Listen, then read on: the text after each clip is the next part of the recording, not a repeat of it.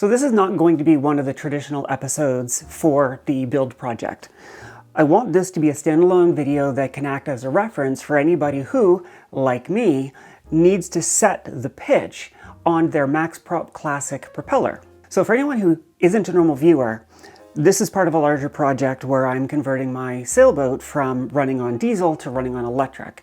And as part of that, I want to change the pitch from the stock 11 inches of pitch to, well, 13.4 to start, and then I'm going to work it up and do some testing in the future, but that's not relevant to this video. The point is, I'm changing the pitch.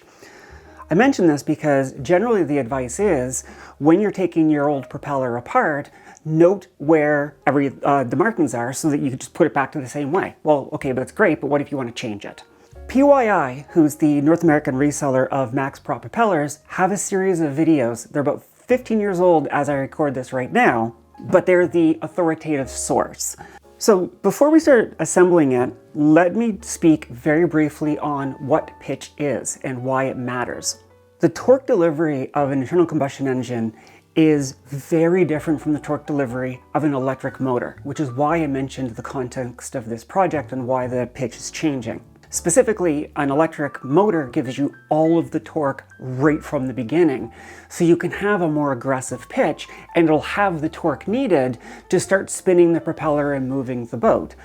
With internal combustion engines, diesel specifically, I'm assuming it's the same for gasoline, they don't generate all of their torque at low RPM. They have to get up to a certain RPM before they can generate that torque needed to push the boat.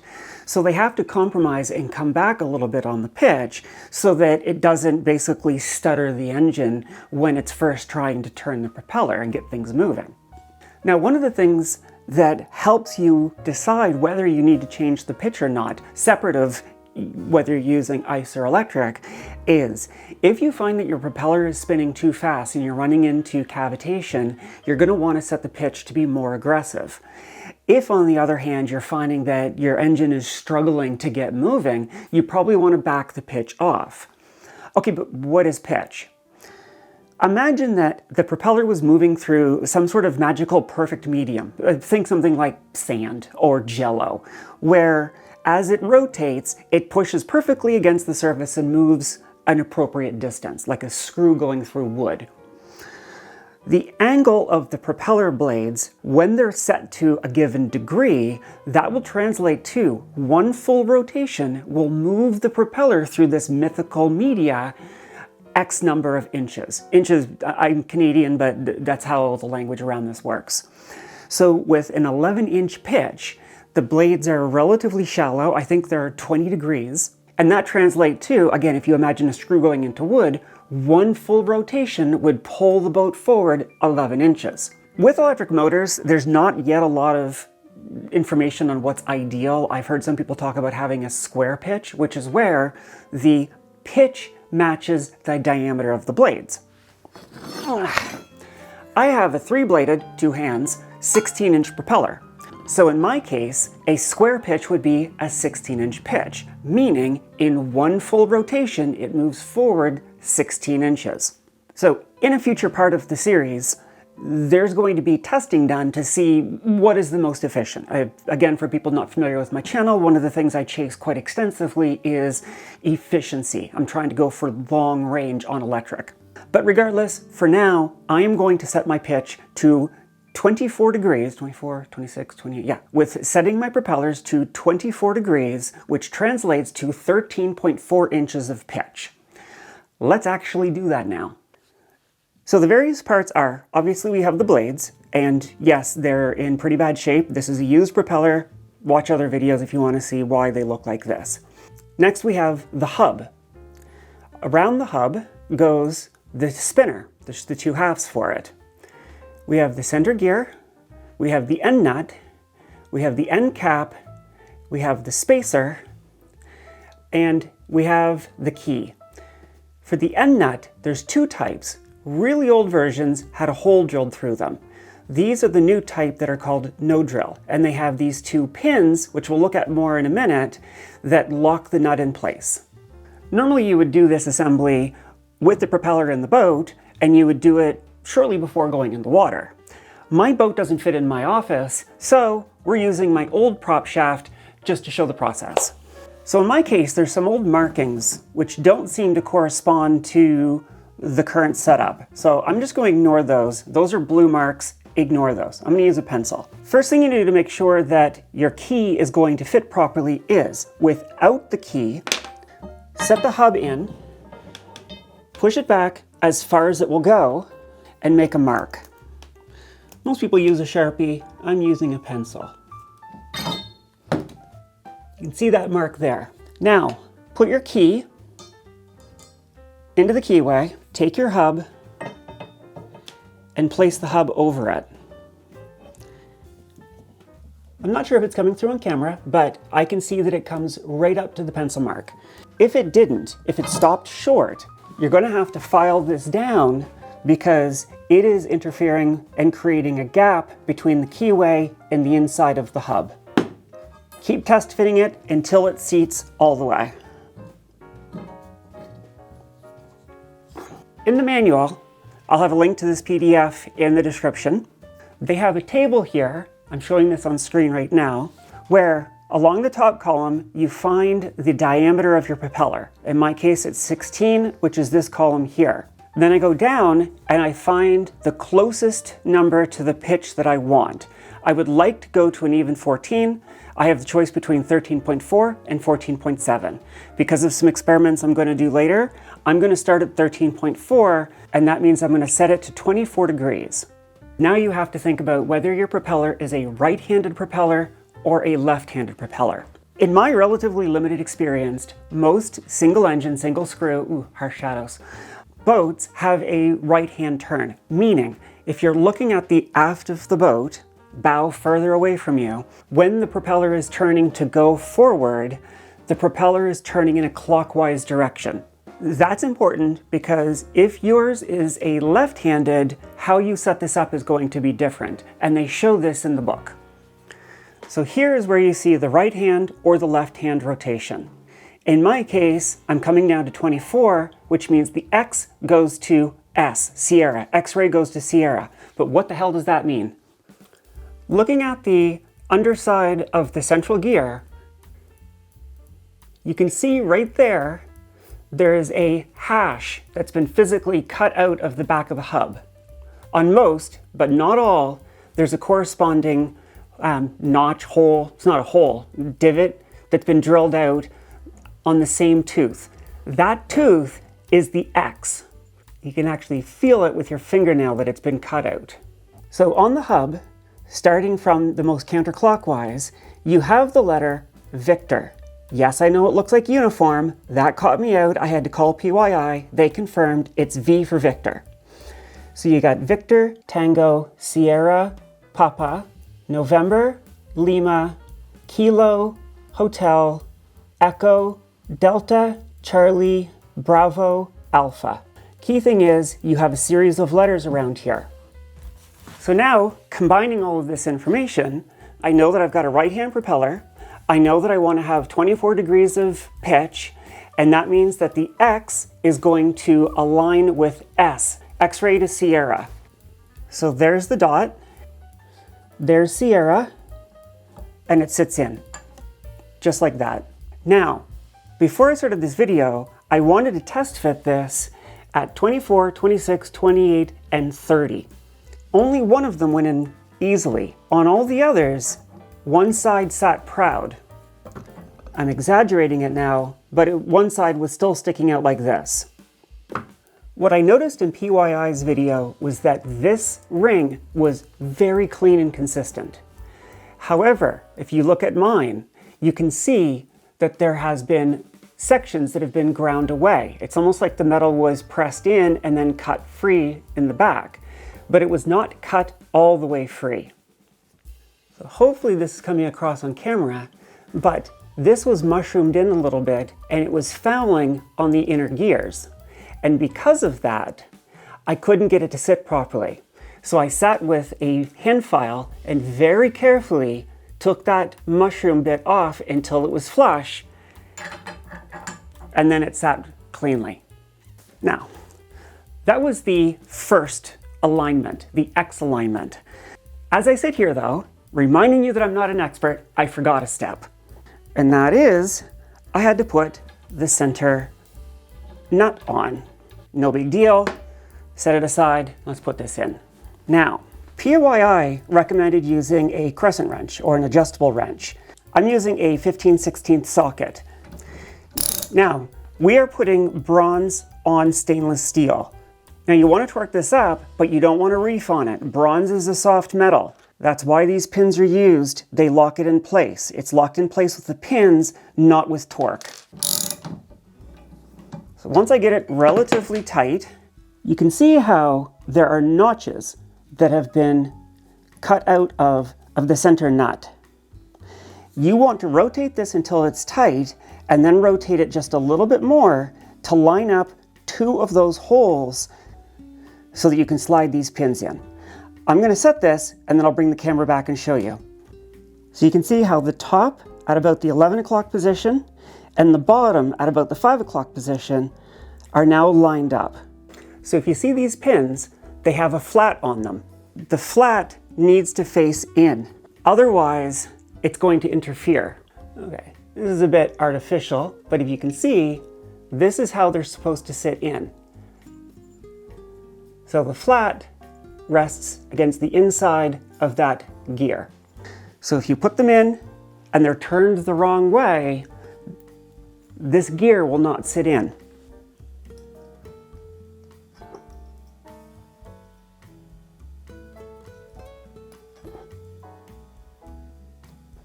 And there we go. You see how the flat is facing out. Now I can set this in for the last time. There's my notch. There's the little hole that's been drilled out. And I know that I want to set that to S for Sierra. And there you go. No resistance, and it went all the way back in. If you fought with this, check the alignment of those pins. Now the next thing to do is to put the spinner on. So you'll notice that there's a stop on the center of the hub, and there's a corresponding cog or anvil, I don't know what you would call it, on the inside. If you try to put it on and it doesn't go on, let me see if I can do it wrong on purpose. Like this, and it's not going in properly, it's just because you've got the anvil on top of that pawl. I think it's anvil and pawl, I think is the right term. I'm not sure exactly. So I'm going to turn this over. Now, PYI said to just put one bolt in. And I don't see a reason not to. It works. But I'm going to put all of them in. Again, remember, you're putting stainless into bronze. Bronze is a much softer metal. Don't go crazy with the torque. It uses cotter pins to keep things from backing off. I've loosely seated them, and then I'm just going to give them a little bit of a pull. Not killing it. I guess one benefit of only using one is that if you find out that you have to pull this apart, it's less work. So that was the X alignment. Now we need to do the Y alignment. As before, you have to be mindful that you're using a right hand or left hand rotation. And now you see how in the spinner, you can see that drill notch. I'm putting an arrow on screen to it. That is the interior Y mark. And if you look at the center gear, it also has lettering on it. So going from the far left and going clockwise, it's Kilo, Hotel, Echo, Delta, Charlie, Bravo, and Alpha. So what we need to do is rotate so that that dot sits over the gear with the associated letter that we want. So in my case, as I said, I'm going for 24 degrees. So that is going to be lined up with Charlie, which is this one right here. And you can see that's actually the example they use in the manual. So that is the Charlie tooth right there. I'm going to rotate the spinner to align with it. So now you can see the mark is sitting over the Charlie tooth. Now, there is nothing holding this in place. I could take this right now and rotate it and lose my alignment. So they recommend taking a pencil or a Sharpie and striking a witness mark.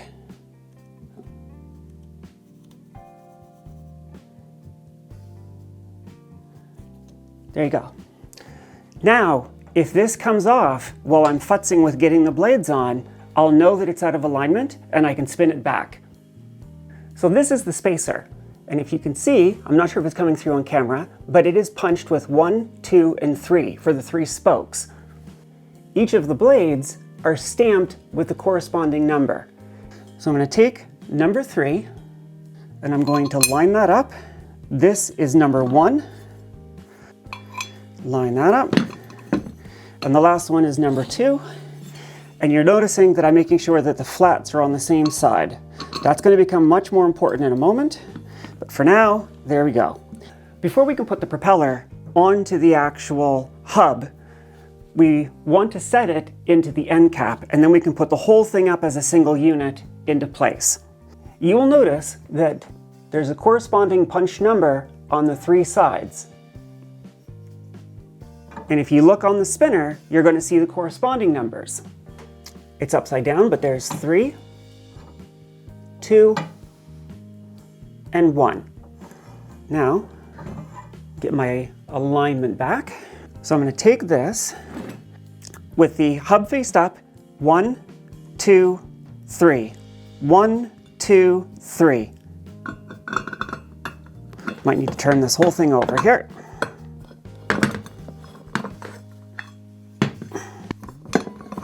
You know, the folks at PYI, when they did their video, they made this look so easy. There we go. Now it's seated. So again, making sure that I haven't messed up this line. 3 is up. 3 is up. I want to rotate these so that they are in the feathered position. That is, the flat goes towards the bow of the boat. The round faces stern. I'll say again, the lads made this look easy. Okay, so now when it's still about 1/4 of an inch out, the gears haven't engaged yet. So if you need to make any adjustments, this is where you can do it. If you find that, like I'll do it on purpose on... So say I did this, where this one is flush and this one is out of sorts. All I need to do is back up about 1/4 of an inch. Now I can line this up. I'm feeling underneath. They're all lined up. There we go. So I can see my mark is still lined up, so I know I've got my teeth set correctly. Flat, flat, flat. Now I can start setting in my bolts. Now I bought a kit from PYI that came with extra screws. Currently I'm still using the old ones, but it included the right size Allen keys. It was quite nice.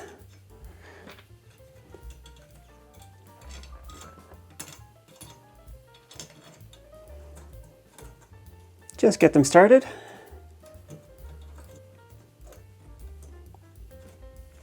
Put you back up here and finish tightening them down. Now, it doesn't say this in the manual, or I don't think I saw it in the manual, but I am doing the same thing I do when I change my tires, and I'm going in a star pattern as I tighten these down. Again, don't kill it.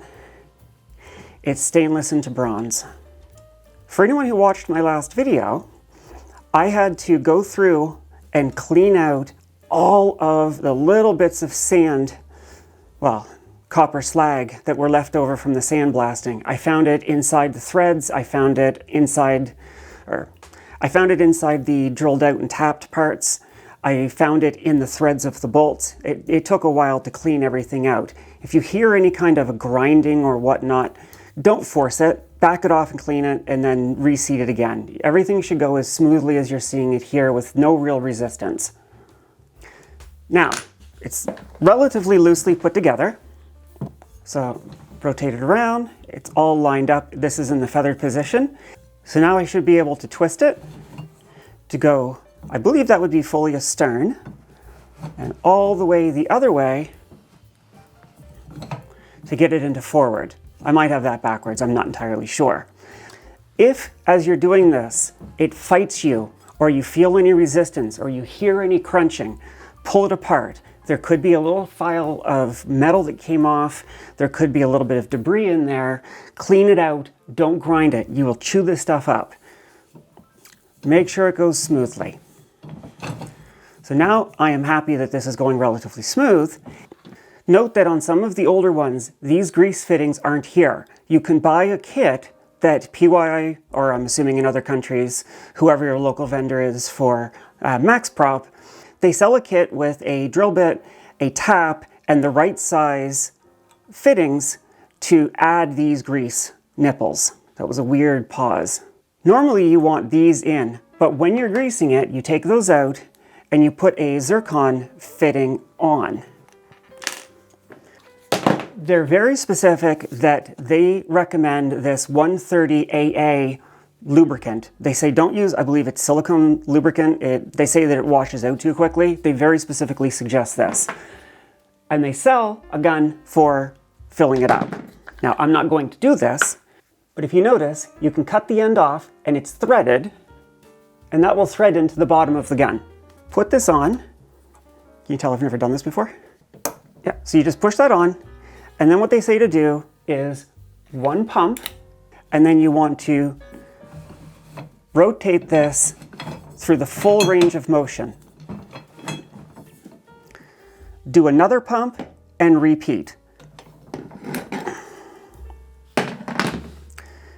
This back hole will fill the back aft area of the spinner and the hub, and you'll know it's full because it'll start to squeeze out right here. Once that's done and you've rotated it, it's full. Move the zircon fitting forward. You actually have two of them. And you can do this in the water if you have a snorkel or some other type of breathing apparatus. And then you're going to do the same thing. One pump, full range of motion. I'm not doing the full range here, but you get the idea.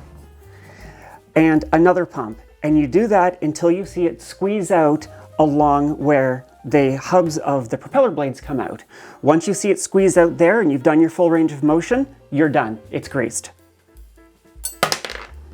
Don't be klutzy if you're in the water. Or if you are klutzy like me, make sure you have plenty of spares. When I do this off my boat, I plan to have a bucket hanging off of this before I start the work. So if anything drops, it'll hopefully fall into the bucket and I can fish it out. All right. The last step to put on would be to add in your sacrificial anode. Before you do that, you need to install all of your Cotter pins. So you see how this pin is far too long? Trim it down to length. So I'm going to try about there. So righty-tighty, lefty-loosey. So if I've got two holes exposed, I'm going to go for the forward one. Now, that's a better fit. It goes most of the way in. Find something that allows you to get some reach. Give it a little rat-a-tap-tap. That should open up. In my case, it didn't. So what I'm going to do is pull it back out, trim a little more off, put it back in, try again.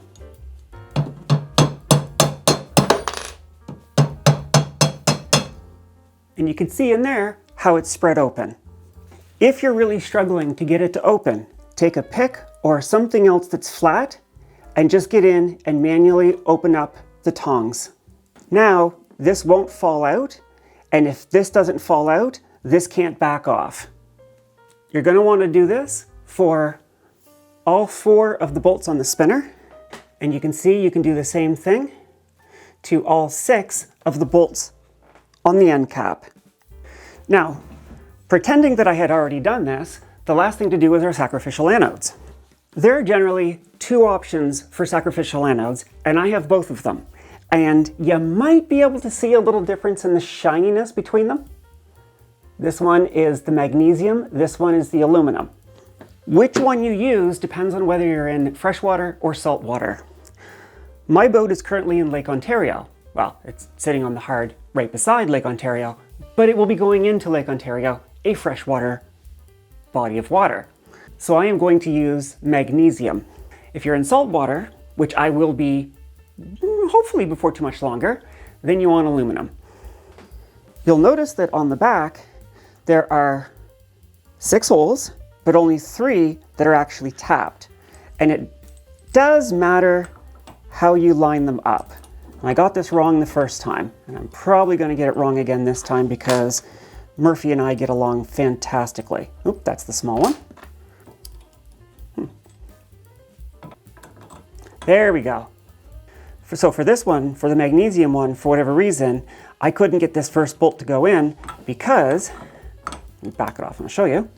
This raised area here, the bolt pulled this too far out of alignment and it wouldn't sit over this. When I put the aluminum on, it didn't stop me from doing that, and I was able to put it in the wrong way. So just fiddle with it and make sure that you get all 3 of your bolts in place. It's just loose. I never tighten up my bolts until all of them are started. That way, if I need to wiggle this to get the threads to line up, I can. The magnesium feels tighter tolerances all over. There we go. Now I can drive this home.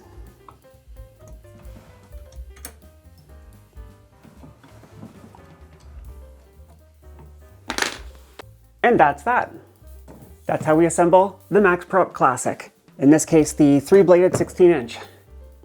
So if you've made it this far, and you kind of like these types of videos, think about subscribing. The channel is generally quite technical. Not necessarily qualified, but hopefully entertaining. I'm the Digital Mermaid. See you next time.